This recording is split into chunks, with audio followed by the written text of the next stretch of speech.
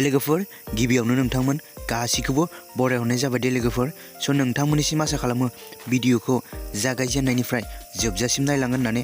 Actually लोगोफोर नोंथांमोनाथ' मिथिखाबाय जानांगौ भिडिअनि thumbnail एबा टाइटेलाव नायनानै।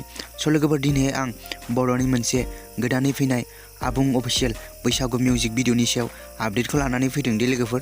स' नोंथांमोना बेनिखायनो भिडिअखौ फार्स्टनिफ्राय जोबजासिम नायलांबाय थाबानो जाबाय दे लोगोफोर। स' लोगोफोर बे गोदानै फैनाय अफिसियेल बैसागु मिउजिक भिडिअनि टाइटेलानो जाहैबाय बाक्सा जिल्लानि सना लाबोदे लोगोफोर।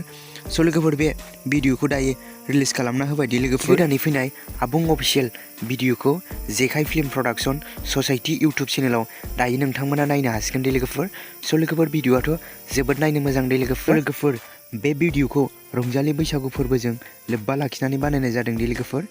बे बैसागुनि अफिसियेल मिउजिक भिडिअआवनो गाहायै फाव खालामनायखौ नुनो मोन्दों राजिब ब्रह्म आरो फुजा मुसाहारि बिथांमोनखौ नुनो मोन्दों दे लोगोफोर। आरो लोगोफोर बे भिडिअनि मेथाइखौ रोजाबदों बिथां मुंदांखा मेथाइ रोजाबगिरि सुलेखा बसुमतारी बिथाङा दे लोगोफोर।